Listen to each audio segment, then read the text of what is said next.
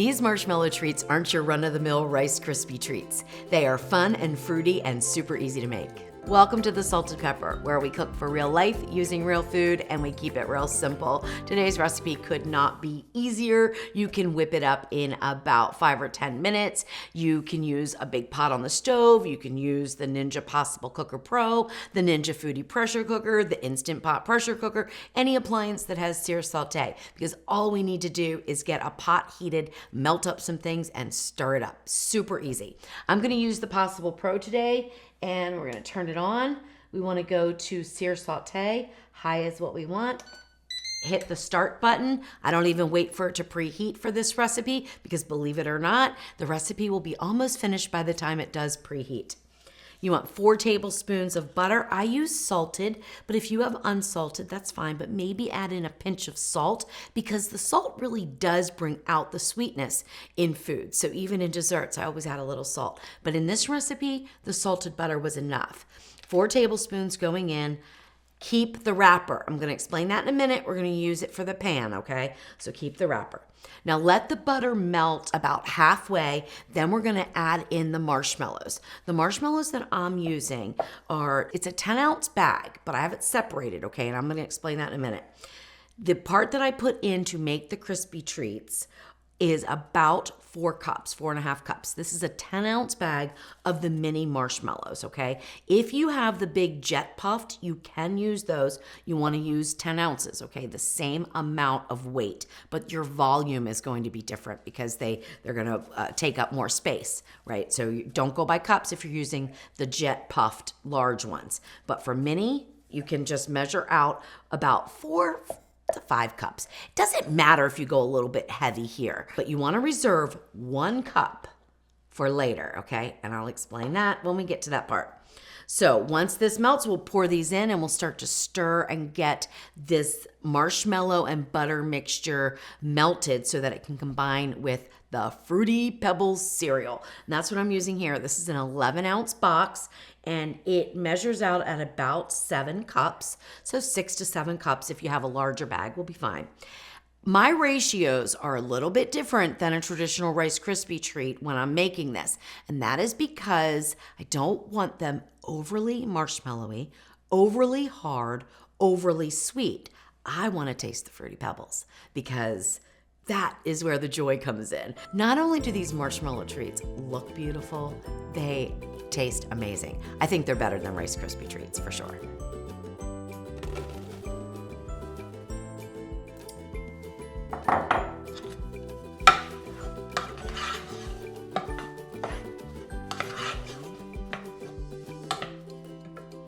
All right, while those are finishing up melting, and I'll give them a stir, let me go over the pan that I'm using.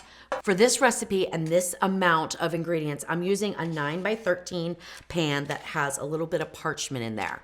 Now remember that wrapper I said to keep? We're gonna use that to sort of go into the corners here and butter the bottom because it helps keep the parchment paper in place and you can get crisper edges. Now, I don't get too carried away with how crisp the edges are here because you can always cut them off because those are the ones that you taste if you want a perfect square. All right, so that's it. Our pan is prepared and we are ready to go. Now, if you wanted to do an 8x8 pan, you would cut all the ingredients in half. The cooking is exactly the same. The timing is exactly the same. All right, now keep stirring around until the marshmallows start to melt, combine with the butter, and as soon as that happens, we will add in the cereal, and then we're practically done.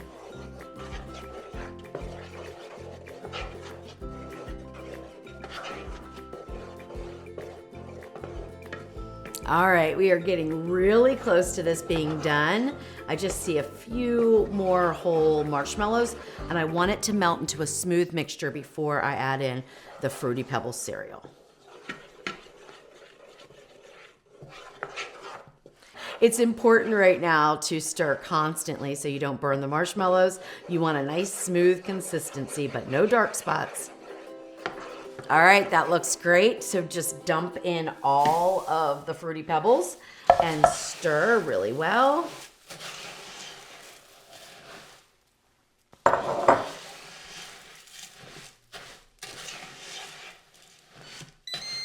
All right, remember I said we would be done? We are done. So the time it takes for this to preheat, this recipe is made. Now take it off the heat. Continue to stir, and it's gonna look like you don't have enough marshmallows. Remember, that is because I use a different ratio, and I think that you will really enjoy the flavor and the texture. But if you like a marshmallow heavy treat, add more in. It's perfectly fine. Just make sure you melt them well. Now, I add in 1 cup of whole marshmallows when it is off the heat. These are not gonna melt, but they are gonna incorporate in, and they give a nice little interest when you cut your Fruity Pebble bars. They just look really cool in there. All right, now before this cools off, we're gonna pour it into the prepared pan. Dump it in, don't worry about anything right now, okay? We're gonna fix all this and get this into a nice even layer. Put the pot back over there, and then just sort of start to press it out with your spoon. Get it in the corners really well.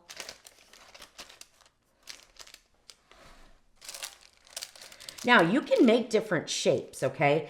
And as soon as I get this into the pan, I'm gonna talk about some different things you can do because this can be really a fun treat. I do need to get a spoon here to get the rest of this off. We want all of this in. Well, of course, you could probably taste some if you wanted. I mean, you are the cook, right? Here we go. Oh my goodness. These are my favorite.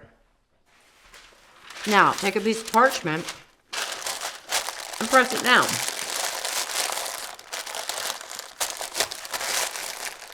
You want as even of a layer as you can get, but you also want to compact it down so that as they cool, they stick together.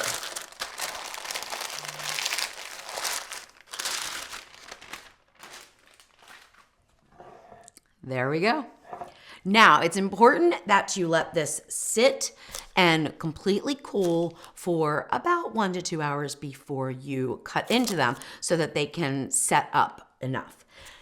Now, let me talk about some other things you can do. So if you wanted to make little ice cream bowls, you could do that. Just grab a bowl and press around, put a scoop or 2 of the mixture in and press it around the bowl. And if you butter the bowl, once it sets up, you're gonna just be able to pop it right out and you can have a little ice cream bowl. Now you're gonna wanna eat those pretty quickly because you don't want any leaking of the ice cream. The other thing you can do is make Fruity Pebble ice cream sandwich treats. Oh my gosh. So to make those, what you would do is take this recipe, cut the ingredients in half and put them into the 9x13 pan so that they are thinner. Or, of course, if you have 2 9x13 pans, you can make the full recipe and then just split it between the 2 pans because you don't want your ice cream sandwiches to end up being this thick. So I'm exaggerating, but you get my drift, right? You want the ice cream sandwich part to be sort of on the thin side. So we want to make sure that the depth is a lot less. And that's the way you would do that. And then once they're set up, you cut them into squares, put your scoop of ice cream on, smash them together. You can wrap them in plastic wrap or in parchment paper and throw them in the freezer until you're ready to serve them. And they are delicious. It's been 90 minutes and now it's time to cut our marshmallow treats. So the parchment paper makes it super easy to get them out of the pan. And that's why I love to use it. Now, if you don't want to use the parchment, you don't have to, but you're gonna have to use if you're using a nonstick pan, use something that's nonstick safe to cut into your squares. All right, so I see where I don't have this perfect. Don't sweat it. This little corner is a little bit smaller than some of the others, but it's fine. All right, so if you want these to be super crisp and clean edges, you can cut off the edges and then save those for treats for you. I don't worry about that though. I just go ahead and cut, and I use a long knife, and you want to cut them into whatever size that you want. And what I recommend is if you're going to be serving all of them at once, go ahead and cut them all up. But if you're not, Only cut what you're gonna be serving. It's easier to wrap these and refrigerate them without them sort of drying up and really hardening if they're all in one sheet. So I'm just gonna cut off one little end here so I can show you guys the finished product. You can see the marshmallows in there. If you wanted to see more, add more of the mini marshmallows at the end. It's completely up to you, it'll be fine.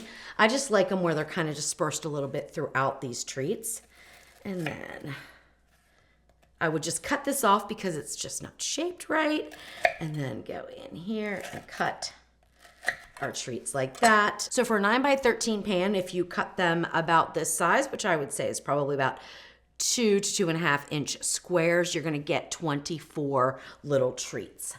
All right, now I'm gonna save these because I'm gonna give them away, but I will taste this one and I will show you what I mean about my ratios are a little bit different. So they're held together nicely, but they are not gonna become really hard and dense like some Rice Krispie treats are.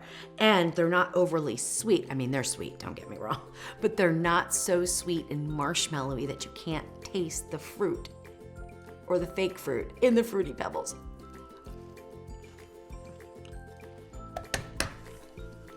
Wow. And I got a piece of the marshmallow. Love that texture.